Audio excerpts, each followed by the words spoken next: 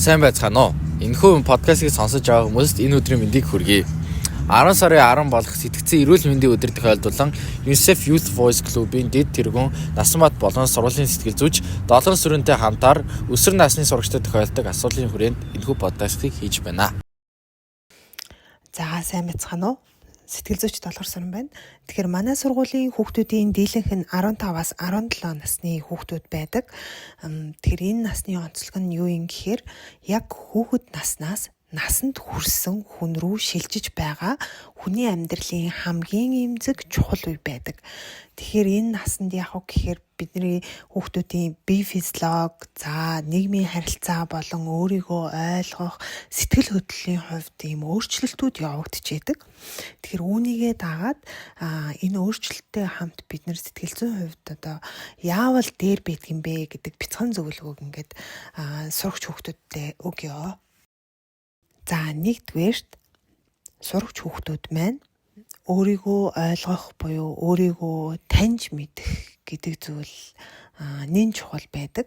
Тэгээд энэ үгийг ингээд хүмүүс маш их сонсч идэг. Гэхдээ яг өөрийгөө таньж мэднэ гэдэг нь юу хэлээд байгаа юм гэхээр чи ямар үед баярлдгийг, чи ямар үед бухимддгийг, чи юунд дуртай юм, чи хаана тухгүй байдгийг гэдэг асуултанд өөртөө хариултыг олохын тулд өөрийгөө маш сайн ажиглах хэрэгтэй гэсэн үг. Магадгүй чи бусдын дуртай юмд зүгээр дуртай байгаад байна уу?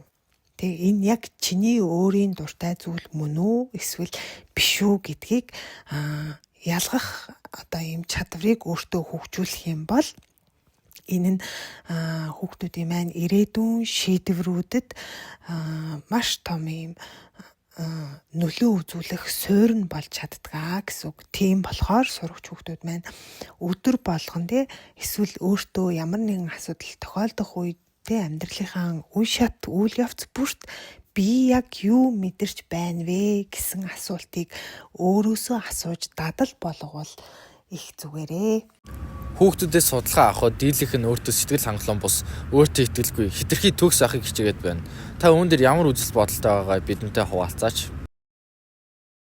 За энэ насанд хүүхдүүд өөрийгөө бусдад харьцуулах болон шүүмжлэлд эмзэг хандах нь бол ихээхэн мэдрэг байдаг.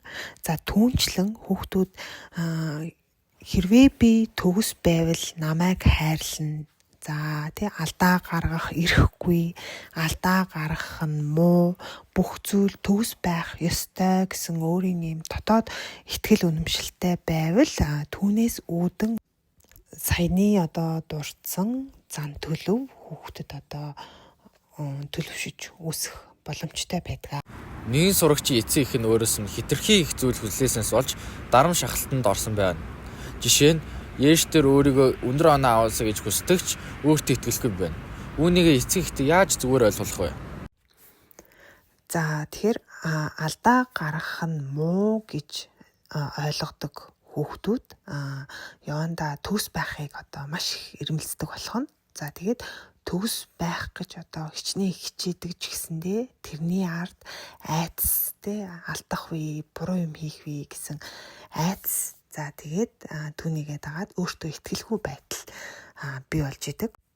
Мөн нөгөө талаасаа бусад хүмүүсийн амжилттай байгаа тэр дүр төрхийг өөртөөхөө байнга харьцуулах нь хүнд яг уу гэхээр би хангалтгүй гэсэн мэдрэмжийг одоо нэмэгдүүлж өгч идэг. За үүнээс үүдээд мөн адил нөгөө өөрийгөө үнэлэх үнэлэмж нь дагаад бурж идэг байх нэ.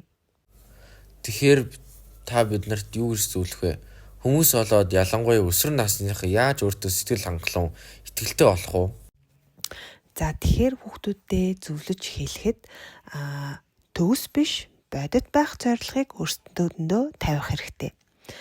Энэ нь юу хэлээд байгаа юм гэхээр чи өөрийнхөө гоё байгаа, сайхан байгаа, хүчтэй байгаа, чадаж байгаа тэр хэсгээ мөн адил өөрийнхөө чадахгүй байгаа, жоохон сул байгаад байгаа, жоохон ингээд муу байгаад байгаа тэр хэсэгтэйгээ хамт бүтэн зургаар хүлээж авах хэрэгтэй. Энэ нь яадаг гэхээр хүүхдийн өөртөө итгэх итгэлийг нэмэгдүүлдэг. Өөрөөр хэлэх юм бол чи төгс байхын оронд тэ чамд чадахгүй зүйл тэ чамд ямар нэгэн өөтэй зүйл байгаа ч гэсэндээ чи энэ тэр байгаагаараа үн цэнтэй гэдгээ мэдрэх хэрэгтэй. За нэмээд өөрийнхөө сул талыг бусдын давуу талтай харьцуулах нь өөрөө хамгийн утгагүй зүйл байдаг. Тэрний оронд бид нар өөрийгөө өөр хэн нэгэнтэй биш өчигдрийн өөртөөгөө харьцуулах хэрэгтэй. За тэгээд амжилттай хүмүүсийн одоо нийтлэг чанар гэд та нар зөндөл сонсч ирсэн бах. Тэр нь юу юм гэхээр амжилттай хүмүүс ямар байдгийг гэхээр алдаанаасаа айдаггүй харин одоо түүнээсээ суралцдаг тийм хүмүүс байдгаа. Тийм учраас алдаа гаргахаас айх хэрэггүй харин энэ алдаа юунаас болж гарав? Яагаад энэ гарав? Дахиж энэ алдааг гаргахгүй тул би яах ёстой юм гэдэг ийм суралцах одоо үйл явцыг өөртөө маш сайн ойлгох хэрэгтэй. Нэмээд хэлэхэд хүүхдүүд маань өдөр бүр өөрөөсөө өнөөдөр би юу сурсан юм би ер нь юунд сайн байгаа гэсэн асуултыг асууж байх юм бол та нарын маань анхаарал алдаанаасаа өсөлт рүү шилжиж яадаг. За мөн сурагч хүүхдүүдтэй өөрийн зүгээс хандаж хэлэхэд альва стресс, уур бухимдлыг дотроо хадгалж болохгүй. За энийг гадагшлуулах маш олон арга байдаг. За хөдөлгөөн хийж болно ямар нэгэн дасгал сургуультаар хичээлж болно. За эсвэл энийг хэн нэгэнтэй ярилцаж болно. Бүр болохгүй бол энийг бичиж болно. Ямар ч л байсан энэ дотроо байгаа сөрөг мэдрэмжүүдийг гадагшлуулж байгаарай гэж хэлмээр байна. За тэгээд түүний дараа нойр, хоол, дасгал 3 бол сэтгэл зүйн суурь хамгаалалт байдаг.